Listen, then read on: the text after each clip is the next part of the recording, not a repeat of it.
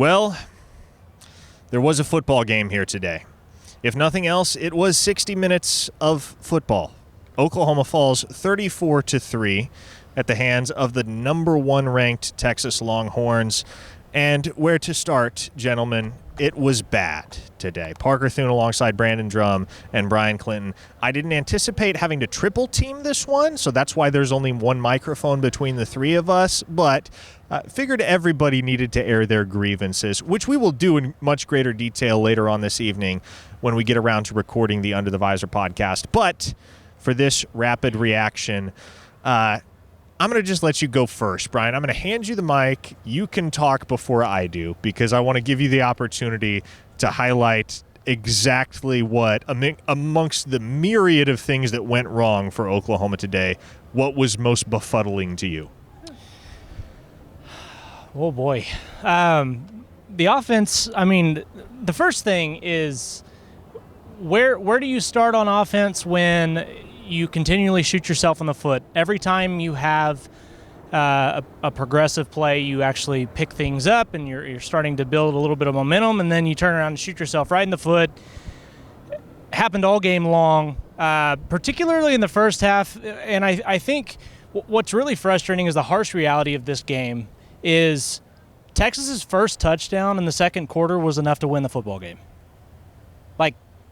It was. And what really is frustrating about that is Oklahoma's defense provides them with 3 consecutive 3-and-outs to begin the game, including your interception on the first drive. You have a sack on the very first play from scrimmage, and you can't capitalize on any of that. You miss a field goal.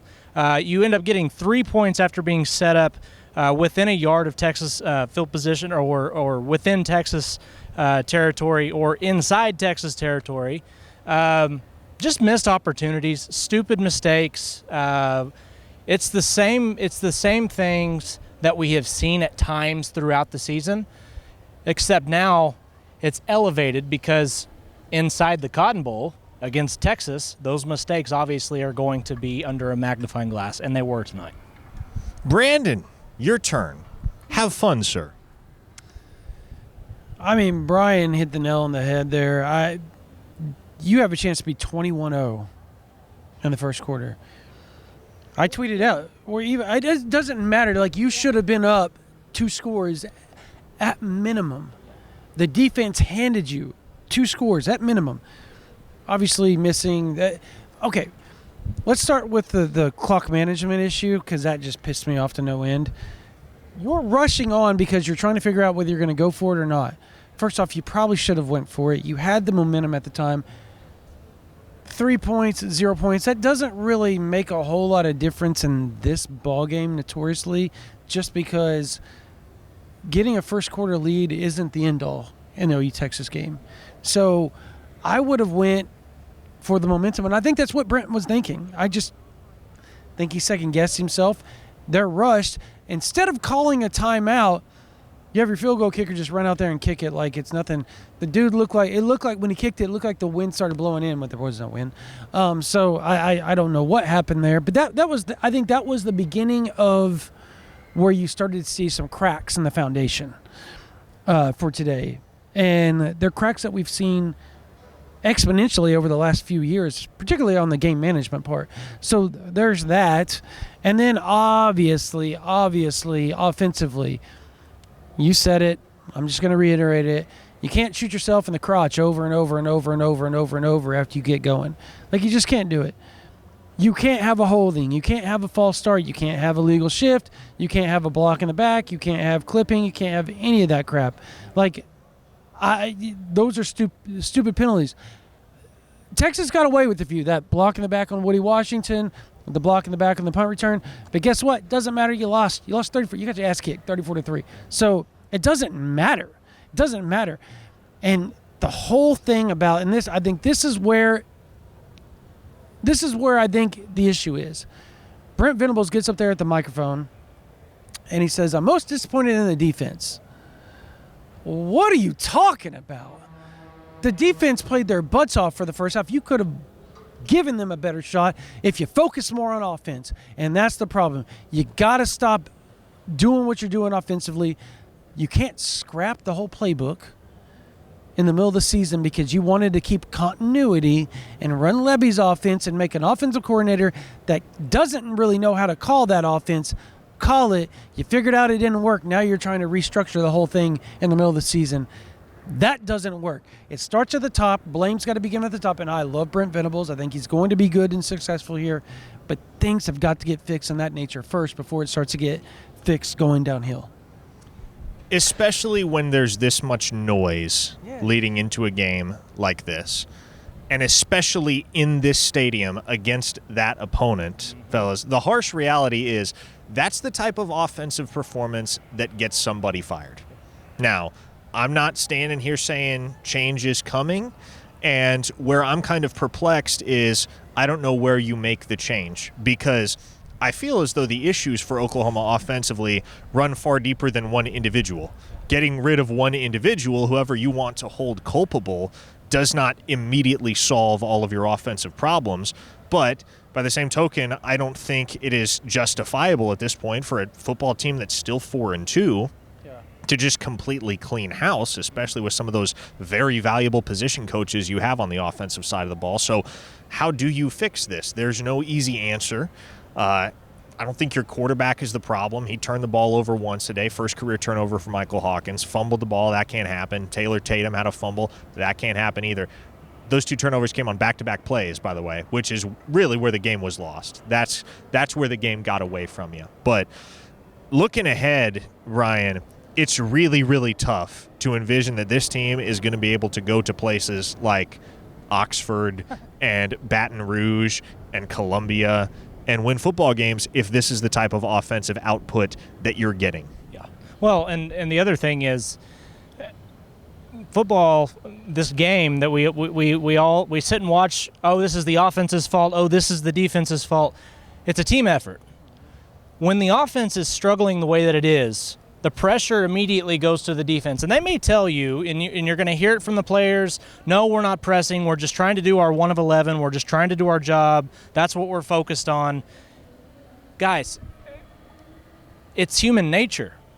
When the offense is not doing anything out there, you immediately feel as if it has to be on your shoulders.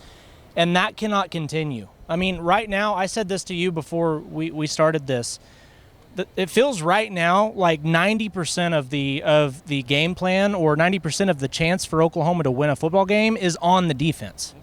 And that's how it feels. I don't think that is sustainable. When you have the offensive struggles that you do across the board, from play calling, quarterback, wide receiver, running back, tight ends, offensive line, everybody has a part of the blame here. And when you come out here and you manage 3 points in a football game inside the Cotton Bowl with the entire world watching, things have to change. And I have bad news for anybody watching this that thinks Oklahoma is just going to magically go back to Norman and figure things out against Shane Beamer in South Carolina next week. You got another thing coming if you think that you're just going to figure it out. There are some big things that are going to have to change for this offense to find itself, and I don't know what the answer to that question is. Okay, so Brandon, before we wrap this up, I'm going to ask you the impossible question in that case. It's pretty clear that you don't fix this. This is not 100% fixable. You are what you are offensively in 2024, and there's always going to be a very clearly defined ceiling. But in order to have confidence that Oklahoma can go beat a team like South Carolina next week, what do you feel needs to change? And what needs to be evident that it has changed by the time the Sooners hit the field again next Saturday? I'm silent because I don't.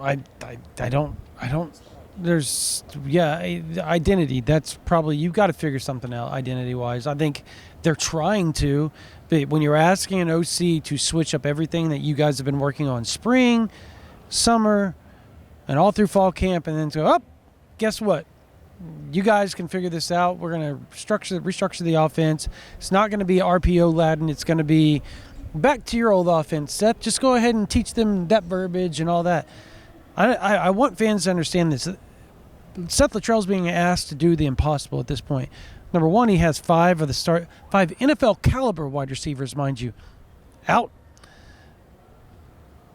Now you got to deal with a freshman quarterback because, and as what it is, Arnold was a scapegoat. He made mistakes. He did things he was supposed to do. He was the scapegoat. Somebody had to be at that point in the season. You're going to go to Hawkins. Hawkins led you. He did really well at Auburn.